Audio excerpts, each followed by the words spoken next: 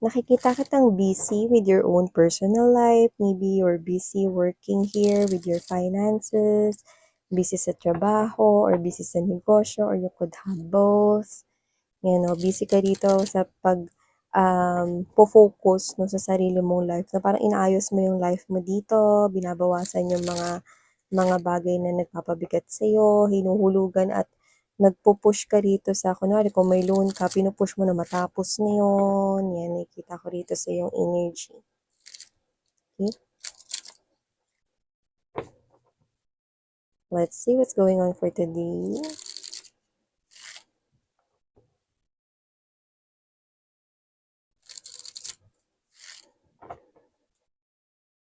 We have here the energy of the Six of Pentacles.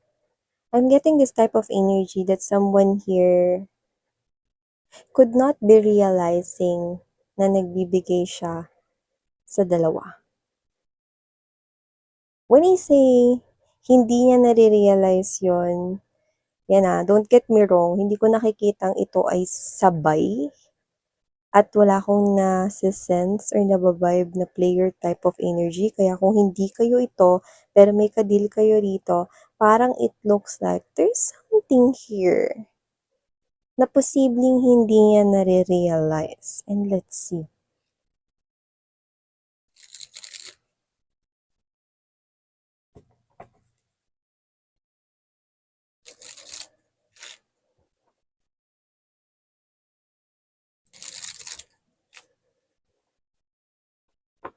There's a communication that will change everything. Ace of Swords. And this communication is something big. It could be a revelation. But however, I'm also picking up na dito, mas maliliwanagan ka. Clarity. No? Clarity. Ano kaya yun?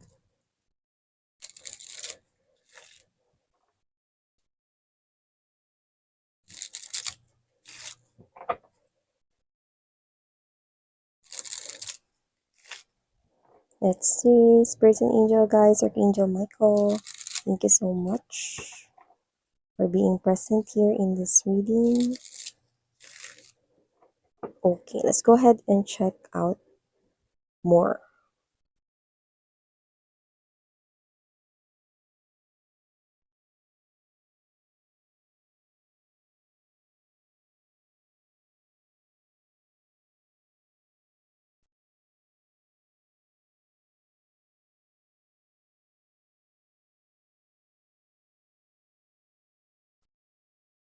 Oh, okay.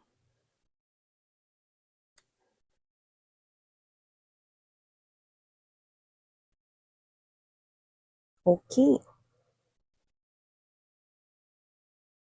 Okay. King of Cups to the Ace of Swords energy. The King of Cups has to say something to you. But before we start digging into this reading of yours, let me just greet everybody. Hi and hello there, new subscribers. Ako po si Yan, welcome. At sa mga returning viewers, thank you po sa inyong warm love and support. Okay? So yeah, we do not have any gender right here. Babae, lalaki, LGBT, cross-watchers. You can flip roles if you want. And at the end of the day, you always have your free will na free mo rin namang gamitin. So, yun nga, no? Timeless ito pwedeng tapos na sa iba, pwede naman nangyayari sa kasalukuyan sa iba, at pwede naman na sa iba, no, ay ito ay hindi pa nangyayari at posibleng prediction pa lang sa kanilang future. Kaya, just take out this resonate. So, if you are interested din, meron din tayong isa pang channel, link is down below the description box. So nakikita ko dito mga babes, no? We have here the Six of Wands energy and the Six of Pentacles. Someone here could be seeing a lot of number 6, 666, angel number 666 right here, or 66. Okay? Just take how this resonates. Okay? But I do see that you are having this type of soulmate vibe with whoever this individual is. When we say soulmate, it's not always romantic yung way. Okay? Um, 'Di ba? When we say soulmate, we're comfortable with that person, telling everything under the sun, like your mom. Your mom can be your soulmate, no? Kahit yung mga alagang pets ninyo, no? They can also be your soulmates. That's true. Okay, yung iba natatawa, ha? Pati yung alagang mga hayop, yes.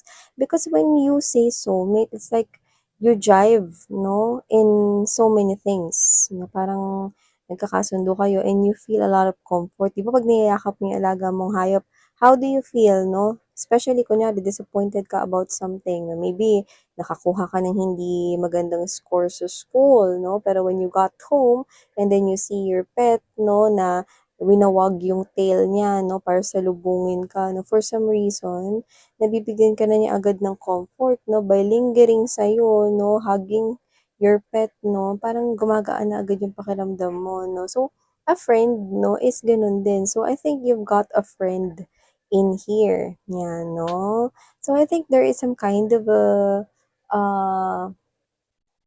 a laban or a competition right here na posibleng sasalihan or lalahukan ng ilalahukan. Lalim. Lalahukan yan, no? Proud na talaga sa akin yung Filipino teacher ko ngayon, no? Another Tagalog word, no? Super check. Meron ditong pwedeng kompetisyon na sasalinan itong friend mo nito, no? And I think this is something to do with love and connection. So, I think meron siya ditong nililigawan, napupusuan, nagugustuhan. Wala tayong gender, just take only what resonates, okay? So, meron siya ditong nagugustuhan na individual right here at gusto niya sana ni ito ay ligawan or gusto niya sana ni ito ay alam mo na, 'no, i-express niya yung kanyang feelings and emotions, 'no, in a nice and right way, 'no, nang hindi nagru-rush into things or ayaw niya na parang maiba yung impression ng nagugustuhan niyang girl or nagugustuhan niyang guy right here, 'no. So, I think this person here, your friend needs your help, 'no. A friend in need is a friend indeed. So, this is you are helping your friend right here, 'no, because you notice na gusto niya yung person na yun. You notice na gusto niya yung person na yun. And this is you na sabihin na natin na may experience ka rin when it comes to love. So, this is you. Ano ba naman yung sharean mo siya ng konting tips, diba? Para mapasagot niya yung gusto niya ritong girl or guy or para maging sila nung person na nagugustuhan niya, diba? So, I do see na parang isa lamang itong maliit na bagay for you, no, sige puwede kang mag-practice kasama ako, you know. Kung meron kang gusto sa isang person, puwede mo kong pagpraktisan, 'no. Tingnan ko kung kakabog yung dibdib ko. Nagpa-practice kayong dalawa, nabigyan ko kayo example, kunwari, "Sige nga titigan mo nga ako, mga 6 seconds, sige 10 seconds," yan. Tingnan ko kung may mararamdaman ako, yan 'no. So, parang kayo 'to na nagpa-practice kayong dalawa dito 'no, pero ang connection ninyong dalawa is friend, gusto mo lang siya tulungan dito, okey? Para ano ba yung mga gagawin niya rito 'no, kasi parang itong friend mo na 'to na parang kulang siya sa confidence pero romantic naman siya. Kasi kapag kulang ang isang tao sa confidence, mahiyain siya, eh. 'Pag mahiyain ang isang tao, hindi niya masyadong nagagawa ng maayos yung mga binabalak or gusto niya ritong gawin talaga when it comes to courting someone he or she likes or he or she loves, 'di ba? So, I think you're helping this person here to boost ang kanyang confidence, 'no, parang, "O sige mag-practice tayo, 'no, and this is you." May ano ka 'no, ikaw yung klase ng energy with the Three of Cups energy right here, 'no, and uh Three of Coins, ikaw ito na parang alam mo yung may ano ka, gesture ka na ano ka, kunyari kapagka tumatawa ka puwedeng nanghahampas ka 'no, or ikaw ito na parang, "Uy, ano ka ba?" Parang touchy ka in a way na parang kunwari kayo ito na tatawid 'no, ikaw ito na hindi ka nahihiya na hawakan yung isang person, "O sige tara tawid na tayo." Gano'n. Parang ano ka, touchy ka pero hindi ka yung ano, may mali siya. Parang ano ka lang, ano 'to, yung paano ko ba i-de-describe yun? Yung kunwari 'pag tawang-tawa ka na ano, parang nanghahampas ka, yung mga gano'n. Yung sobrang tawang-tawa ka, nanghahampas ka 'no. Or ikaw ito na parang touchy ka, "Halika na, tawid na tayo." Gano'n. Sa kahit sino, sa friend mo, sa family member, sa kaklase mong hindi marunong tumawid, 'no, ma-example lang 'yun. Pero it could be anything 'no, binibigyan ko ka lang kayo dito ng example. So, parang ikaw ito na posibleng tinapik mo yung shoulders niya na parang, kaya mo yan, konti na lang, mapapasagot mo rin yan." 'Yan 'no. So, parang ikaw 'to supportive ka sa kanya 'no, parang ikaw 'to na binibigay mo yung suporta ng isang friend na, "Oh, I'm cheering for you, alam ko na mapapasagot mo din yang girl na yan or yang guy na yan." 'Yan 'no. Pero with this Lovers card energy right here, Ace of Cups, no, Eight of Wands right here, no, all of the tips na binibigay mo sa kanya rito, no, and all of the practices, not necessarily na todo-todo yung pagpa-practice ninyo to the point na hindi na kayo gumagawa rito ng ibang mga gawain ninyo sa buhay, no. So, nakita ko rito na paminsan-minsan sinisingit ninyo na, "Oh, kamusta, kamusta?" Kinakamusta mo siya rito. Ano nang bago sa inyo? May ano ba, may progress ba? Ano sa tingin mo? So, parang gano'n ka dito 'no, tuloy-tuloy 'no, consistent dito yung parang pangangamusta mo 'no, kung kamusta na yung nililigawan niya. Actually, you're excited 'no, na maging sila na rito 'no, kasi parang ikaw 'to na parang at the same time gusto mo rin makita sa sarili mo 'no, kasi parang nakaka-proud na parang nakatulong ka 'no, kung sakali man na maging sila na or magkatuluyan sila 'no. And you this is something here that you do not see coming. Expect the unexpected here, sweetheart, no? Yeah, I know, gasgas na yung expect the unexpected. Kasi, itong person na to, hindi rin naman niya ina-expect ito, no? Hindi rin naman niya ina-expect ito, hindi mo rin naman ina-expect ito, wala naman nag-expect dito, no? Lalo na ako, sino ba ako, hindi ko nga kayo kilala. Pero nakita ko dito sa reading ninyo na expect the unexpected because something different's gonna happen right here. Yan. Sa pagiging genuine mo, sa pagiging sweet mo at yung mga parang pahawak-hawak mo sa kanya rito, no? Alam mo yung parang pansinin mo, nahihiya na siya every time na parang mag-uusap kayo. Lalo na pag magpa-practice kayo, kung talagang practice talaga to, di ba? 'Di ba? So, pansinin mo yung mga gano'ng gestures 'no? Kasi mukhang ang nangyayari dito, ikaw na friend niya rito, nakikita ko na nag-iiba na yung tingin niya sa'yo rito 'no? So, uulitin ko lang, walang pang-aagaw na nangyari rito, hindi mo rin naman siya rito nilandi or flirt 'no? Let's get straight to the point, hindi mo siya nilandi. Okay? You just help your friend right here. You're just genuine with your intention. Totoo yung intention mo na gusto mo siyang tulungan, no? Na mapasagot itong guy and girl na gusto niya rito, no? But however, unexpected twist happen in here and you do not expect that na mangyayari. And this friend of yours, hindi niya rin yung unexpect na mangyayari. Wala namang nag-expect na mangyayari ito. 'Di ba?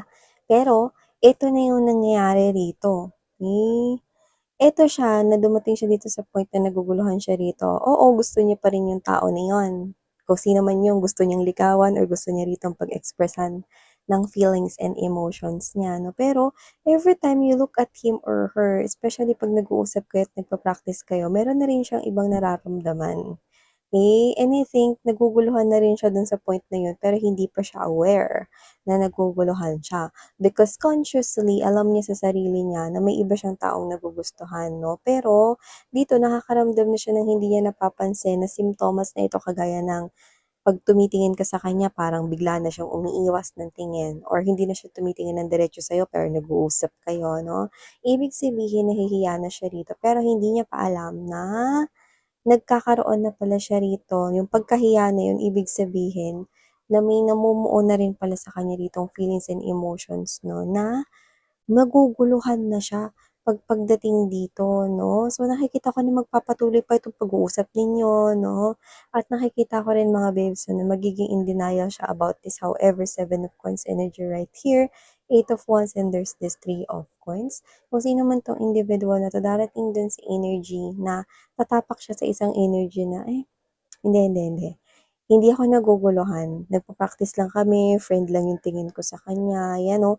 At first magiging gano'n siya 'no, parang hindi niya naiintindihan bakit ganito yung nangyayari 'no. Kaya siguro nakikita ko dito na posibleng maramdaman mo na sometimes ina-avoid ka niya 'no, parang, ah, "Oh, kinawayan kita kanina hindi mo ba ako nakita 'no, nakita ka niya mga gano'n 'no, pero hindi ka niya nilapitan kasi nagkakaroon na siya rito 'no ng nahihirapan magbalanse. Ano nga ba talaga yung tingin ko kay collective, nagbabago na nga ba talaga yung tingin ko kay collective? Hindi. Meron akong ibang taong nagugustuhan, period. 'Yan 'no. Isipin mo 'yun 'di ba? Kahit sino maguguluhan, may iba akong taong nagugustuhan, nagpa-practice nga tayo para mapasagot ko yung tao na 'yun or mapansin ako ng tao na 'yun. Tapos eto, hindi, naguguluhan lang ako ngayon, pero friend lang yung tingin ko kay collective, 'yan. Darating siya sa ganyan, ang tawag diyan, in denial stage, okey? So, 'yan mga babes 'no, hindi ako love coach. Pero yun yung nakikita ko rito 'no, in denial stage. Nandun siya sa stage kung saan eto siya na dini-deny niya yung nararamdaman niya rito 'no, pero siya ito na kapag hindi kayo nag-uusap 'no, hinahanap-hanap ka niya, siya ito na madalas ka niyang gusto ritong makita 'no, kaysa or kumpara sa noon, 'yan 'no. Ibig sabihin unti-unti mapapansin niya na nagkakagusto na talaga siya sa'yo 'no. At ang nakikita ko rito, darating yung time na hindi niya na 'yan paglalabanan. Ito na nga yung expect the unexpected na sinasabi ko. Kasi yung time na darating na yon with this Three of Wands energy 'no, lovers and there's this, you know, parang it's between friends ba talaga ang tingin ko sa kanya or gusto ko maging lovers kami. Ganyan yung tingin niya sa inyo, okey? Okey, which is which? 50% is it a friend or 50% is it gusto ko siyang maging lover, si collective, 'yan. So, darating sa punto na itong person na 'to, itong friend niyo na ito 'no, meron siya rito makakausap na another friend or someone na tinuturing niya rin as a friend 'no. And then mapapansin nung person na yun yung mga kilos at galawan niya rito 'no. Parang let's say ganito, not necessarily na ito yung diretsong pag-uusapan nila, pero para alam mo, para magkaroon ka ng ideya ano yung sinasabi ko dito, ano yung sinasabi ni Miss Yan dito. Let's say for example, nakausap niya rito yung another friend ninyo, alam mo parang napapansin ko, parang feeling ko may gusto ka na kay collective, 'yan 'no. And then siya ito na ang maganda darating yung punto na tatapak siya sa energy na parang masasabi niya sa sarili niya, "I think I do." 'Yan 'no, parang sinasabi niya rito na, "Oo, parang parang sa tingin ko gusto ko na nga si collective." 'Yan. You see, hindi mo siya inagaw, wala kang inagaw, hindi mo siya nilandi, wala kang nilandi, hindi mo siya flinert, walang gano'n. It's just that, okey, nagkaroon ng twist dito, na-fall in love po siya sa inyo, collective. Okay, I know, you've been thinking about this. The Moon card energy right here in the presence of Three of Coins right here and there's this Three of Cups. Maybe you're thinking, ano yan, miss yan? Player ba yung friend ko na yan? Bakit bigla siyang nagpalit dito ng emotions and feelings? Ibig bang sabihin nun mabilis siyang ma-swayed yung emotions and feelings niya? Baka mamaya pagka naging kami niyan in the future, 'pag may nakilala siyang bago, ma-fall din siya doon 'no? Well, hindi. Hindi gano'n yung nakikita ko if this reading is yours. Iba yung situation ninyong dalawa. Kasi parang lumalabas dito, universe step in or interfere 'no, into this type of connection para ipakita sa taong ito na hindi talaga yung nagugustuhan niya, yung akala niyang gustong-gusto niya talagang makasama. Pinakita lang ni universe ito as a test para makita niya na ikaw talaga yung gusto niya ritong makasama. Okay? Are you getting my point? Meaning to say, this friend of yours hindi po mabilis ang emotions and feelings niya. It's just that it looks like ganon pero hindi. It's just the universe test para ipakita rito sa tao na 'to, na ikaw pala talaga yung gusto niya at hindi yung talagang nagugustuhan niya, na tingin niyang nagugustuhan niya. See? Kaya naman, with the Two of Wands energy, King of Cups, and there's this Ace of Swords, just like what I've told you earlier, the King of Cups has to say to you, no? The King of Cups is someone who is a little bit shy and emotional. So expect an emotional message coming from this person here. You will be in this heart-to-heart talk, okay? With this adult communication, and this person will tell you how he or she feels about you. And the King of Cups is now ready na umalis sa kanya ditong own little island just to tell you his or her feelings for you. Okay? Don't get this wrong. This is someone here na nakakakita tayo rito ng serious commitment coming from this person if you will allow the two of you to be engaged into a beautiful love story. Pero yun nga, no, nakikita ko rito na ikaw medyo a little bit late, no, kung gusto mo rito na patuloy nitong tao na to sa buhay mo. Kasi nakita ko dito na parang friends kayo, eh. Mahirap naman na parang bigla mo magustuhan yung friend mo or whatever 'no. Lalo na kapag ka-aware na aware yung mindset mo na may iba siyang nagugustuhan. But however, I'm seeing energies right here that you will understand this dahil maiintindihan mo yung feelings and emotions niya 'no, at sa lahat ng tao, ikaw yung nakikita ko ritong kilala mo yung friend mo. You know your friend from the start, okay? At alam mo na hindi siya rito isang patapon na energy. Hindi siya rito player, hindi siya rito manggagancho, not a gaslighter, not a love bomber, but you know who your friend is. I'm seeing na meron dito na magiging kayo niyan, no? In the future, no? And you will allow yourself to dive into this type of beautiful connection right here. But I'm also seeing in the near future na merong mga energies na maguguluhan. And it's okay. Your feelings are all valid right here. You do not need to rush anything because this is something here na involving yung heart, no? Matters of the heart. So, it's okay. Napag-isipan mo 'to maigi. However, if we're gonna push this type of connection here with your friend, I'm seeing that it will be consistent and there will be a permanent and something stable connection, romantic connection between the both of you. Okay? So, wow, beautiful love story right here starts with, something here na parang hindi mo talaga akalain pero yun pala yun, 'di ba? So yeah, these are all the messages we've got right here. Thank you so much, sweetheart. Please do check out other channel. Link is down below description box. Muli, ako po siya ng inyong psychic medium, Sarah Love and Light. Annyeong!